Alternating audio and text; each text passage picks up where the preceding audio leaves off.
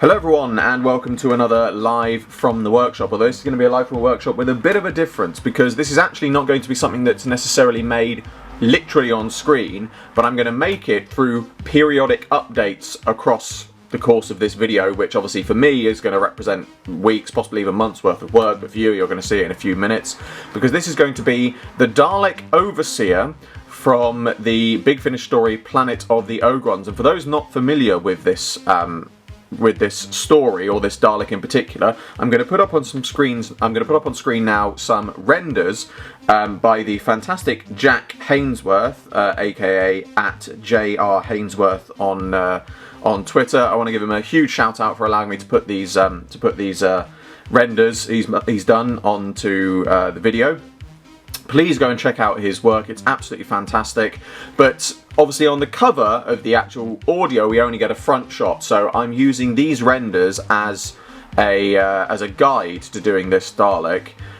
They are absolutely brilliant looking renders, and I'm not, at the time of recording, the only one doing this, because by happy chance, Dan over at Emperor DHS Customs and Scott over at Gallifrey Customs are also making this at the time of recording, and we've decided to pool our resources together and bounce ideas off each other to make sort of our own versions of this, but also, like I said, to see, you know, how each of us approach different things, because, you know, when it comes to customs, sometimes it's something, it can be sort of quite difficult, and then you see how someone else has done it, and it's, you know, it's a good way to sort of inspire and work with others, you know, and bounce ideas off each other, because there's several things that they've done over the years that I've looked at and I've thought, why didn't I think of doing that? So, you know, it's nice to have a customs project working with other people.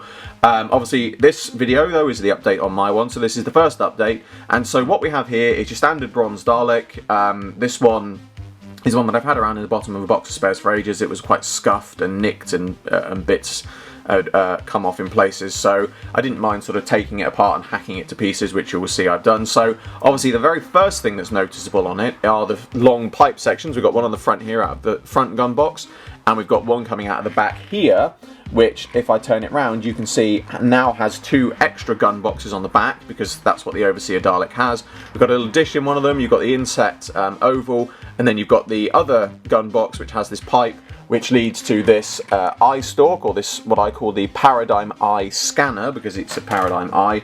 The actual eye itself is an eye stalk from Paradigm Dalek. The tubes, I'm not sure if I just mentioned this, so I'm going to mention it again if I didn't, are from a Lego Technic series. You can find them on eBay readily available. But the actual arm piece is one that I've 3D printed myself. Again, just to sort of get it looking relatively close, but still structurally integral to the same thing. It is not articulated. It would have been very nice if I could have articulated it, and I may well go back and do it in future, but for now it was easier just to keep it solid. While I'm talking about 3D printing, I have also 3D printed the eye, well, I always call them the eye lights, I just do, the dome lights, which I've 3D printed, which are just simply replaced with the existing ones. And so far, I also 3D printed the oval piece on the back to go in, and so far that's pretty much where it stands. The next things to do is going to be on the back sections here, the top two hemis here, and also on the other side have sockets which more of these tubes go into, so that's going to be the next step. And then possibly the next step following that, I'm going to try and do it in the steps I'm talking about now, is going to be to put some coat hanger wire inside the arms to make them posable, because at the moment obviously the arms are quite springy because they are made of a sort of much more flexible plastic. So that's going to be the next thing to do. Oh, and the other addition I've made, I should have pointed this out, is the extra slat on the front, the smaller slat inside the larger slat. Originally I tried to 3D print it to make it the right scale, but I couldn't quite get it. It wouldn't come out quite right on the printer. So in the end I used a 375 slat from a 375 Dalek front, and then just glued that over the top. So yeah, so the next thing that I'm going to be doing is sorting out the arms, you know, making them sort of posable and adding in the sockets and things like that. And then again, at the time of recording, whether you see this in the next update or the update after, I don't know, we will see. Well, you'll see in a second. It's going to be several weeks for me probably.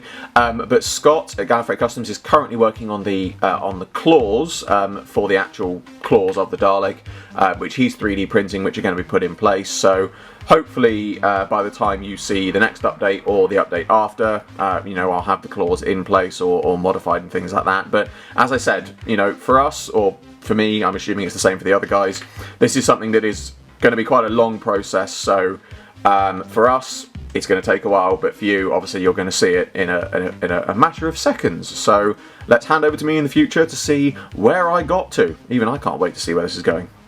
Right, so it's been a few days for me, but it's been a matter of seconds for all of you. Here is the next update on my Overseer Dalek. I'm probably going to keep introducing this as if I need to, because I'm recording this at different times and you're all seeing it in the same video. So anyway, as you can see, quite a few changes have been done on this. So overall, the paint obviously is the most noticeable thing. So overall what this is, I've used a black gloss on the upper sections and on the hemis, on the domes, on the whatever you want to call them, the hemispheres. And then the actual body part itself, I have just used a simple matte black acrylic just to give it that sort of matte look. So overall you can see the paintwork's come out very nicely. Obviously I've also painted up the arm piece that I've printed up and made myself, and I've fixed the pipes in place. These actually do have wires in them that can be moved, and the way that the wire is fixed, if I turn it round, you can see that all this is I've threaded it through. I've put a bit of hot glue just to hold the actual gun box in place, threaded through the wire, and then wrapped it around the interior crossbar just to hold it in place. And obviously that does mean it can be posed around. I'm not going to move it around now because I've got it in the right position where I need it to do the other bits of positioning for where I want to put it.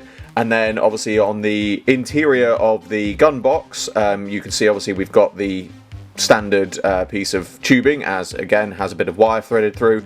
And all I've done for this is I have drilled a hole in the crossbar where the gun box comes through, and again threaded the wire through it, and then just wrapped the wire around the crossbar just to hold it in place. Again, you know, it works very well. It's come out very well. And then on the other end of the arm, I should say as well, I have hot glued the end of the arm in, and also hot glued the wire in place just to hold it in place. And then I've also obviously glued on the eye for the paradigm eye, which is just a standard paradigm eye, again glued in. And then as you can see, I've painted that blue. Painted up the dome as well with the lights. Obviously are still in there sort of white, but that's what I'm printing them as. And then obviously painted on the silver ridges as well. And then the other things you can see, obviously I added in the little rear dish on the back, and the parts for the what I'm calling the hemi sockets, where the other tubes are going to go in. Those are 3D printed. I have put those in place and painted those. So I've designed those so the other pieces of the tube, which are literally drying as I speak, will go into there. And they should sort of sit in, they should slot in, probably need a bit of hot glue or just normal glue to keep them in place. But there is a hole through the centre, which I have then drilled out onto the interior, and again the wire will just be sort of wrapped around the crossbars to hold it in place.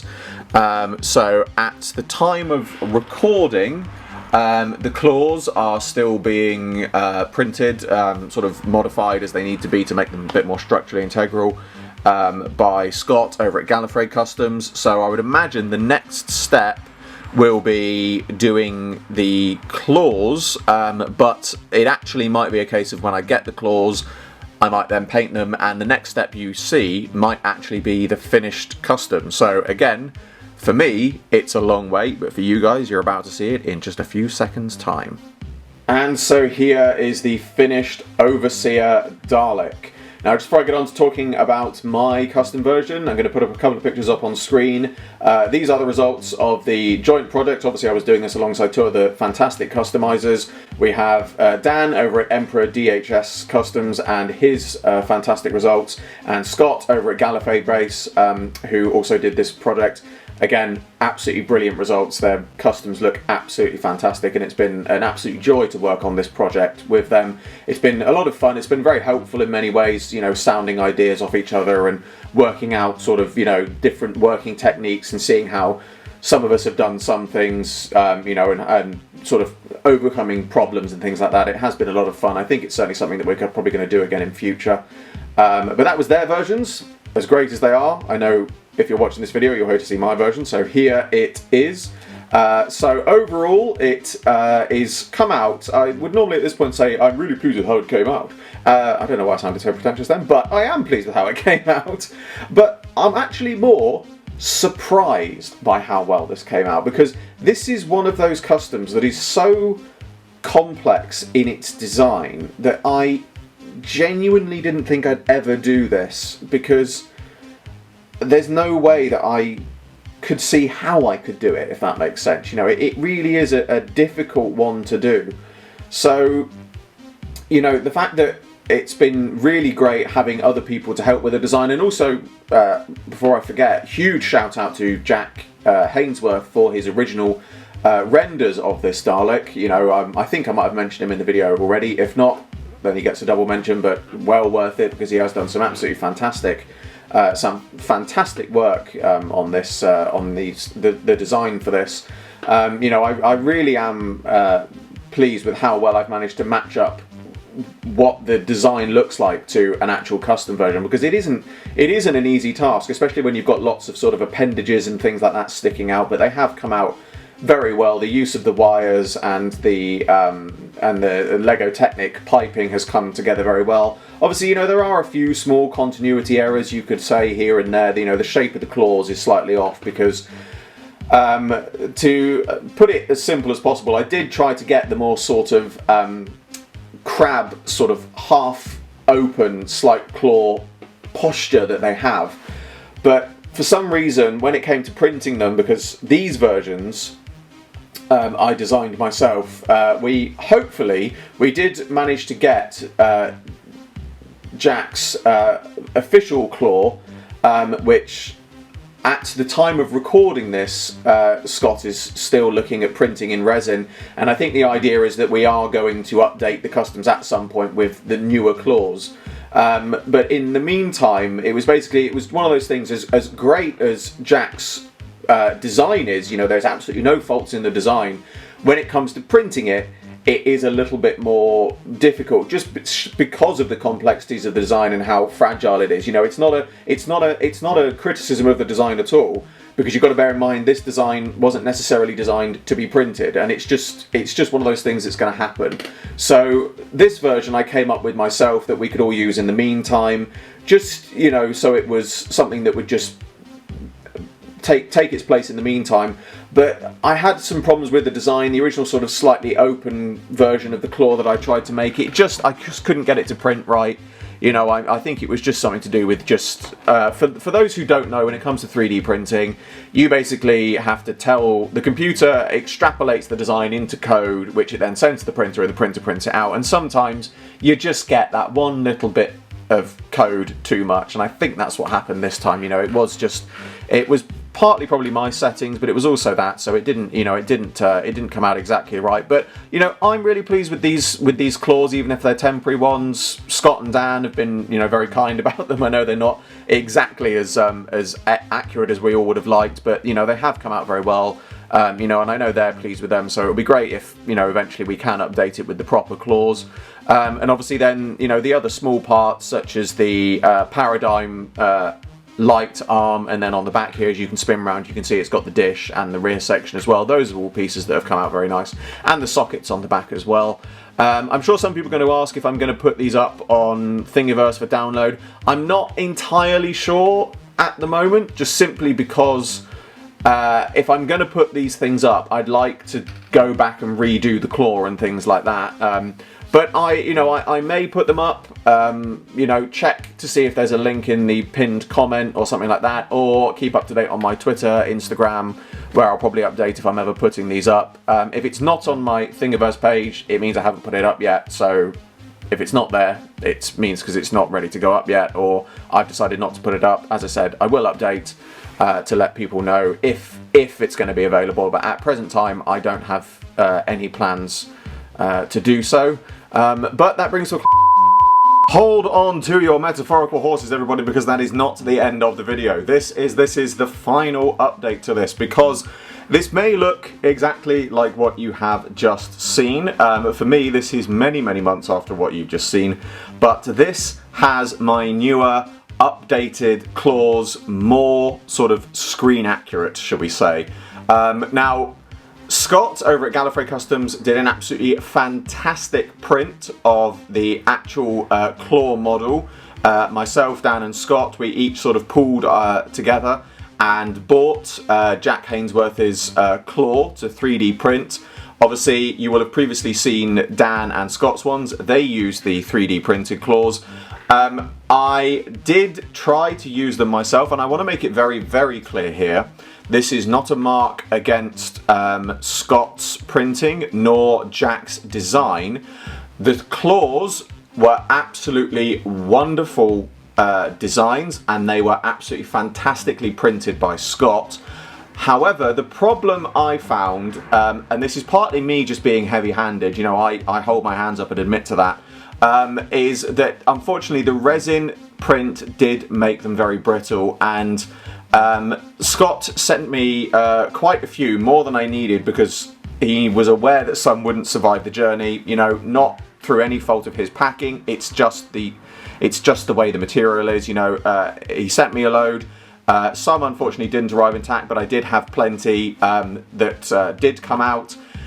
Unfortunately, in the process of making them, some of them did break. Again, that's down to me being a bit too heavy-handed. The resin is a brittle material, you know, and I had to remove all the struts and things off it, and I just didn't do it as carefully as I could have. So, you know, that is very much on me. You know, I want to make that absolutely clear, and, you know, make it clear, because I know Scott does a lot of selling and printing. His work is absolutely fantastic. He puts the utmost care and attention into his work.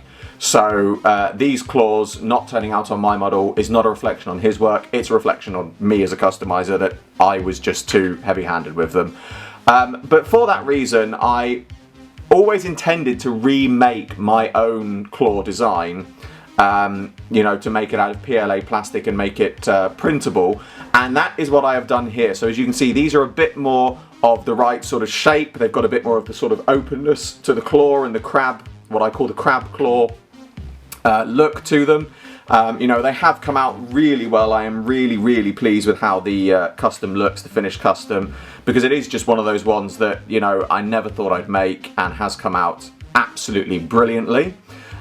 For those wondering / hoping, I am going to be putting these parts up on my Thingiverse for anyone else who wants to make this, and I may well do a kit of these parts to sell on my eBay for anyone else who's interested in making it. I should say that the kit will just be for the 3D printed parts, the claws, the paradigm arm, the dish on the back, the midsection piece on the back, and the little roundel parts, the sockets and the eyes. The Dalek itself and the claws and the piping of the arms and things will have to be sourced by the customizer, whoever wants to make it. But everything else, I am hopefully planning to put a kit together.